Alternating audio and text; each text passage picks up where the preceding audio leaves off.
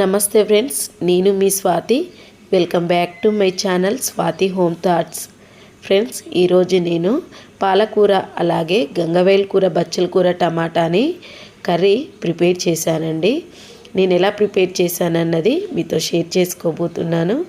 చాలా టేస్టీగా, మనకి ఎమ్మీగా వేడివేడి అన్నంలోకి సూపర్ టేస్టీగా ఉంటుందండి. పిల్లలు కూడా చాలా ఇష్టంగా తినేస్తారు.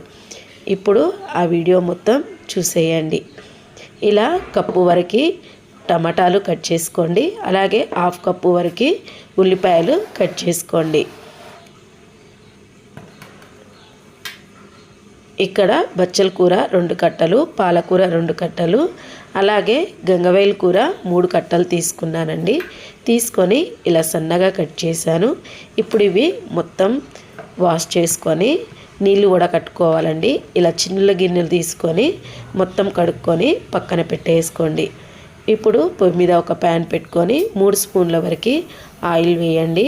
ఆయిల్ వేడయ్యాక 2 స్పూన్లు తాలింపు గింజలు వేసి దోరగా ఫ్రై చేసుకోండి. ఇప్పుడు సన్నగా కట్ చేసి పెట్టుకున్న ఉల్లిపాయలు వేసి 2 పెద్ద సైజు ఉల్లిపాయలు తీసుకుంటే సరిపోతుందండి. ఇలా కట్ చేసుకొని వేసి గోల్డెన్ కలర్ వచ్చేంత వరకు ఫ్రై చేసుకోండి.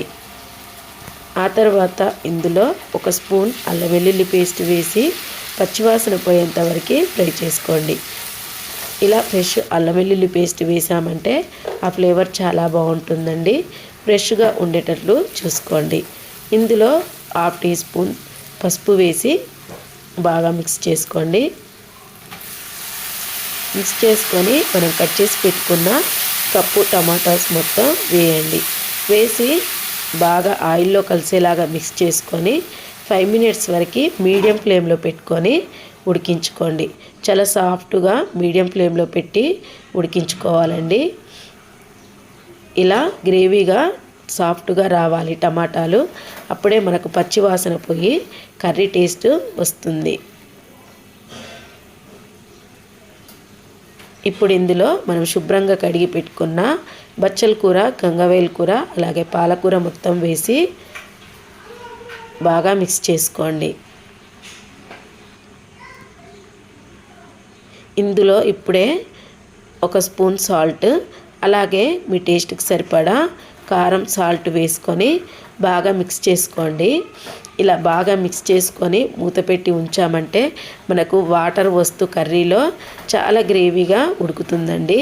కారం అలాగే సరిపడా సాల్ట్ వేసి ఇలా బాగా మిక్స్ చేసుకోండి.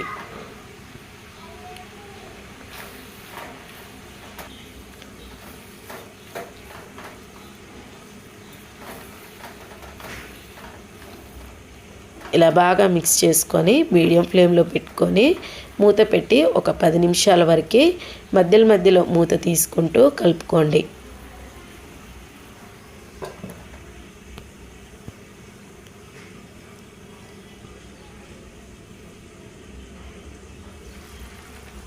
ఇలా ఒకసారి మళ్ళీ మూత తీసి కలుపుకోండి. మనకి వాటర్ వస్తూ చాలా గ్రేవీగా కర్రీ వచ్చింది కదా. ఇంకొద్దిగా దగ్గర పడితే కర్రీ రెడీ అయినట్లే అండి. ఇంకొక 2 మినిట్స్ వరకు మూత పెట్టి ఉడికించుకోండి.